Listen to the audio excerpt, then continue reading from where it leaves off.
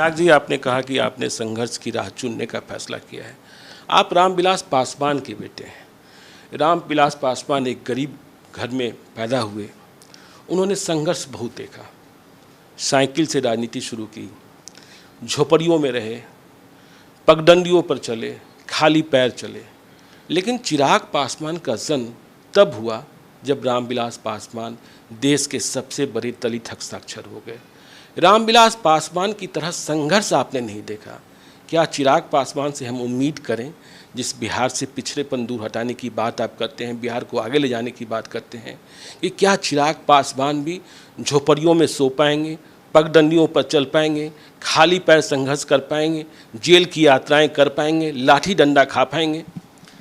पिताजी का ही अंश हूँ और उन्हीं के संस्कार हैं मुझ में, और उन्होंने ये तालमेल इतनी खूबसूरती से बचपन से बना के रखा। आप अभी भी अगर पुरानी सारी तस्वीरें देखें या हाल फिलहाल की भी देखें, स्कूल के दिनों की मैं बात करता हूँ। स्कूल में जब भी गर्मियों की छुट्टियाँ होती थीं तो सबसे पहले 1 महीने के लिए हम लोग बिहार में अपने गांव में शहर बन्नी जाना, वहाँ पे रहना, ये बचपन से ही हम लोगों को सिखाया गया।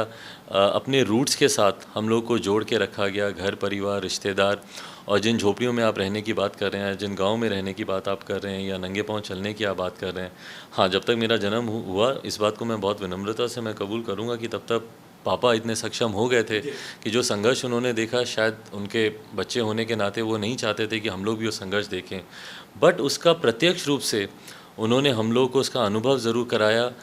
ये दिखा कर कि आज की तारीख में अगर हम लोग सौभाग्यशाली हैं तो कई ऐसे लोग हैं जो अभी तक इन तमाम सुविधाओं से वंचित हैं। और इसीलिए उन्होंने हमेशा कहा कि तुम्हारी लड़ाई किसी वर्ग विशेष के लिए नहीं है, तुम्हारी लड़ाई किसी जाति विशेष के लिए नहीं है, तुम्हारी लड़ाई अंतिम व्यक्ति के लिए है जो उस पायदान पे खड़ा है। तुम्हारी लड़ाई हर उस गरीब व्यक्ति के लिए जिसके पास आज़ादी के 70 साल के बाद भी कोई सुविधाएं नहीं है, पहनने के लिए कपड़े नहीं, रहने के लिए घर नहीं, खाने के लिए खाना नहीं है। उन्होंने हमेशा इस बात को समझाया कि अगर जाति व्यवस्था को समझना है तो सिर्फ एक जाति है देश में, वो है गरीबी, और इस गरीब वर्ग में हर जात पात धर्म मज़हब के लोग हैं। अगर बिहार के विकास की अगर हम लोग बात करते हैं तो जब तक हर किसी के विकसित होने की बात नहीं करेंगे जो इस गरीब वर्ग से आते हैं, तब तक हम लोग विकसित बिहार की कल्पना नहीं कर पाएंगे। और यही आक्रोश और यही निराशा मेरी हमारे मुख्यमंत्री से भी रही। मुख्यमंत्री ने जातियों में बांटने की इतनी खूबसूरत योजनाओं को वो सामने लेकर आए, जिसको उन्होंने सोशल इंजीनियरिंग का नाम लिया, और बहुत गर्व से वो उस तमगे को पहनते भी हैं कि भाई मैं सोशल इंजीनियरिंग वो करना जानते हैं। पर सोशल इंजीनियरिंग का दूसरा मतलब तो यही हुआ ना कि आप बांटो और शासन करो, जो अंग्रेज़ करते थे। आपने बांटने की राजनीति की, आपने सिर्फ जातीय व्यवस्था को और गहराने का आपने काम किया।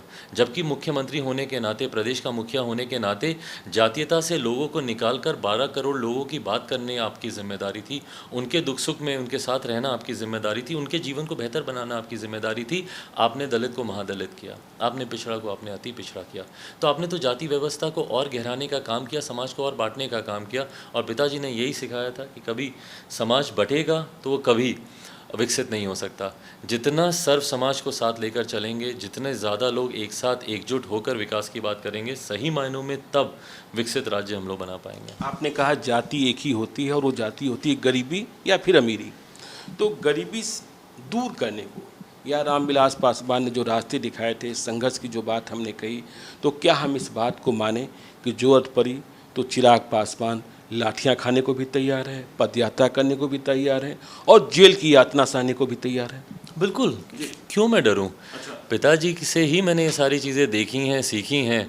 इमरजेंसी के दौर की जब वो किस्से कहानियाँ सुनाते हैं कि किस तरीके से उस वक्त जेल में वो बंद थे, या किस तरीके से राजनीतिक आंदोलन के दौरान उनके ऊपर लाठियाँ चली, उनकी गिरफ्तारियाँ हुई, उन्हीं का अंश हूँ। मैं बार बार मैं कहता हूँ, ना सिर्फ मैं उनका अंश हूँ बल्कि every bit of my self, मैं उन्हीं की तरह मैं बनना भी चाहता हूँ। उन्हीं से सीख कर उन्हीं के जैसा मैं बनना चाहता हूँ। और बिल्कुल मैंने बोला कि अगर मुझे आसान रास्ता चुनना होता तो मखमल की राह तो बिछी हुई थी, इस गठबंधन के साथ आगे बढ़ता, जितनी सीटें मिलती मैं जीतता भी, और सरकार का हम लोग हिस्सा भी होते, और पुनः हमारे आज के मुख्यमंत्री आराम से बिना किसी चिंता परेशानी के फिर से मुख्यमंत्री बनते। संघर्ष का रास्ता चुना ही इसीलिए है, क्योंकि बिहार को विकसित करना है, बिहार को आगे लेके जाना है।